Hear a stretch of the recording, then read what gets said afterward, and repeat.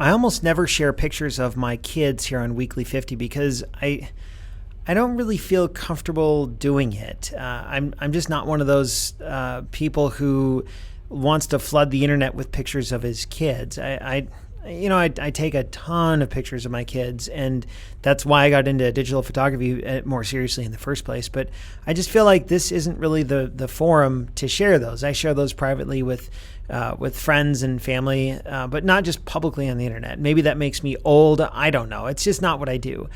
This one I wanted to share, though, partly because you can't see my son's face.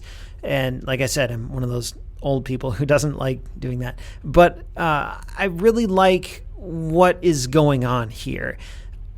This was taken, I think, in the summer. I think it was mid-August when I actually shot this, even though this picture is being published in November. I shot this because I think I was about to leave for work, and this is my youngest son, and my oldest son and I were eating breakfast, and I was wondering, well, where's your little brother? And he was in his room, and I thought he was sleeping, and I kind of peeked in through the door, and I saw him reading this Calvin and Hobbes book that I've got that both my kids have been really into. This is the 3-book complete Calvin and Hobbes collection. And even though my son can't read, my youngest son, he really likes looking at the pictures. And if you have ever read Calvin Hobbes, you know that the pictures are so vibrant and lively in a way that I don't see in a lot of pictures or a lot of comics today. So I wanted to capture this little moment. And the only light is coming from the window that's right out of the frame here. So I ran over to my camera shelf and I got my D750 because I knew that takes good low light pictures, and an 85 1.8 lens because I kind of wanted to get close.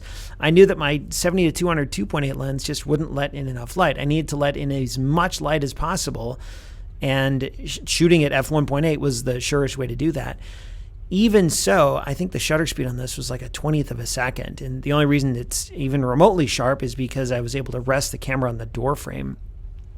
But because I had that camera at this time, I was able to get this kind of this fly on the wall image of my son reading this book that was so special to me when I was maybe a little older than him. And I didn't have the book. The comics were still printed in the newspaper. But it was really cool to see him reading the same comics that I read when I was a kid. And because that D750 is not a mirrorless, it makes a pretty loud shutter noise. So as soon as he heard the ka-chunk of the shutter, he turned around and he looked and he smiled. And then kind of the moment was kind of ruined a little bit.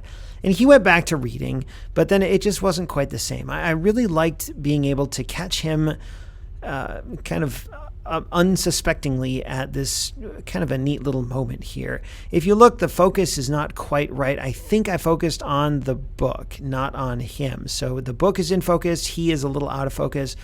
I'm not sure how I feel about that. I think it works okay, but I don't really... that's not really what's important to me. The minutia of what exact spot did I focus on. The picture itself it's plenty fine. I think it would be about the same if you could see the outline of his head in focus. But I think what I like about this is it captures this neat moment in time that was not planned, and I feel fortunate to be able to have the gear and equipment to take this type of picture. This would have never worked on a mobile phone. It would have never been close enough. I couldn't have gotten low light like this. And even that soft foreground background blur, this is not portrait mode on a mobile phone. This is an 85 millimeter lens shot wide open at f1.8. And it's neat to be able to capture little moments like this.